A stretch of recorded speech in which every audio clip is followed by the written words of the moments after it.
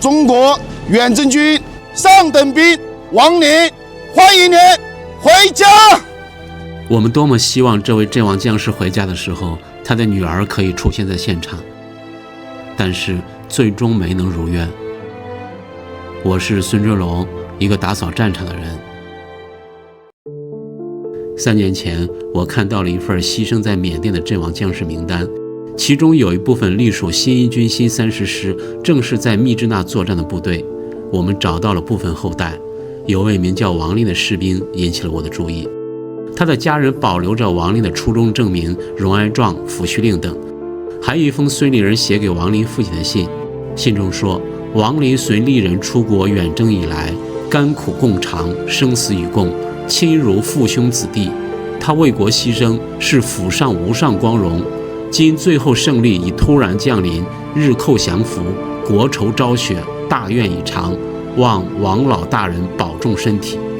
這雖然是一封批量印刷的信，只有名字、時間、地點等手寫，但戰場上的將軍能給陣亡士兵的家屬寫一封信，實屬難得，可見孫立人愛兵如子的說法並不是傳言。我驚訝王林的後代能把這些資料保留下來。他的侄女說，他們幾代人一直在保管這些資料，就是希望有一天能找到伯伯的尸骨，接他回家。交代给我們就是呢，撞人那個，我丟了，我們至少還有名字啊、地點聯繫得着。這麼多年一直讓我失落的一件事情是，我們在緬甸密支那找到了347具中國遠征軍陣亡將士遺骸，但是沒有一個可以找到他們的親人。尋找遺骸的地方曾經是新一軍的墓地，安葬的都是孫立人的兵。我們立即对他的家人進行了 DNA 鑑定，但遺憾的是沒能和347具遺骸匹配成功。當我把這個消息告訴他的家人時，我能感受到他們的失望。這麼多年來，我一直為這樣的事情感到愧疚，給了他們希望，卻又再一次讓他們陷入深深的絕望。我們至今收到了4萬多條尋親線索，成功率只有1.6%。當時他小的時候也就在那長大。哦。前不久我去雲南弥度出差，專程去拜訪他的家人。哎呀，好，去这邊走他。这么都在。我小姨。在我進門的時候，我看到他們臉上的激動，仿佛他們等待的是那個當年出征回家的孩子。沒有。80多年來，我是唯一一個給過他們希望的人。我爺爺，我母親，我這代來3代來的願望了，這是。我也得知了一段令人心碎的往事。女兒有個女兒叫王水橋。王水橋，不會說話。王林犧牲的時候已經有2個女兒，大女兒王水橋小時候因發高燒沒及時醫治，成了啞巴。王林犧牲之後，他的妻子帶着小女兒改嫁山東曹縣。到了70年代，妻子從山東回來，把一直未能成家的40多歲的啞巴女兒和門框上的光榮牌取下來帶走了，那是她帶走的和丈夫唯一有關的物件。王林當年住的老房子依然在房子前，我隨機錄一段視頻，尋找王林的妻子和女兒王水橋。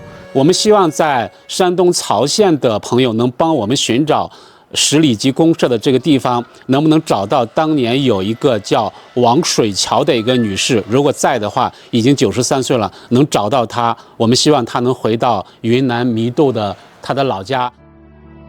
王林的侄女告訴我，她和家人商量後，決定把王林的所有資料捐贈給我們。驚喜之餘，心裡沉甸甸的。這些資料無比珍貴，這是家屬對我們的信任，更是期待能把歷史傳承下去。我問他們是不是可以在緬甸密支那帶一把土回來，給伯伯修一個衣冠冢。他們家人異口同聲地說，當然想。對於絕大部分陣亡將士的後代來說，他們的先輩早已屍骨無存，能帶一把土回來修一個墓地，已經是最大的安慰了。希望在我們迎接王林的英靈回家的時候，女兒王水橋可以在現場。2025年11月下旬，我的同事前往緬甸，因為密支那還在打仗，我們委託居住在密支那的中國遠征軍後裔楊玲玲幫我們在新一軍的墓地取了一包土。新一軍墓地原址已經住了一戶緬甸人，讓我們感動的是，在我們取土的時候，這家女主人一直在念经。她說她在为这些亡灵祈祷，祈祷她可以回家。11月28日，我们在铜鼓远征军纪念碑前舉行了一場簡單的木土交接儀式。因為土壤屬於禁止入境的物品，在出行前，我們向昆明機場報備了相關情況，但是在緬甸出境時卻被海關扣了下來。在我們的再三懇請下，對方僅允許我們帶了一半的土。我的小夥伴告訴我，那時候他感覺無比的悲哀。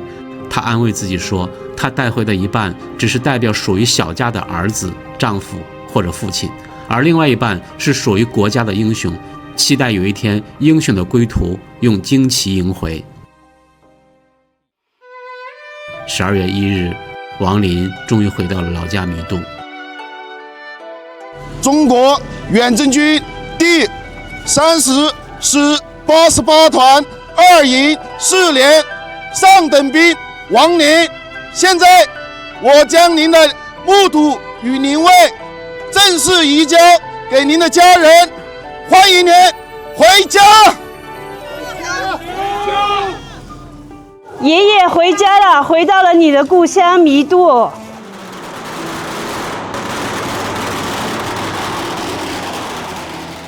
大爹，80年了，你終於回家了。你是英雄，你是那終點，大爹，我們為你驕傲。80多年過去了，這裡早已大變了模樣，唯一他能夠認識的，或許只有那一間破敗的老宅。遺憾的是，我們尋找王林女兒的事情一直沒有消息。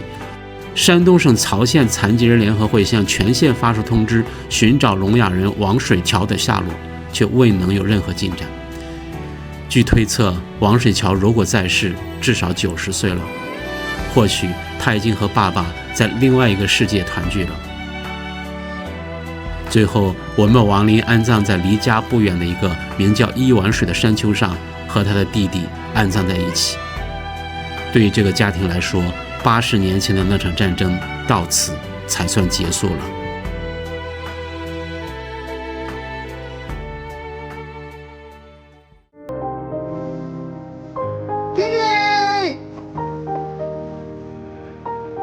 我们找到了他的帽徽。我爸爸臨終之前心心念念的就是我的爺爺。你將來回家了。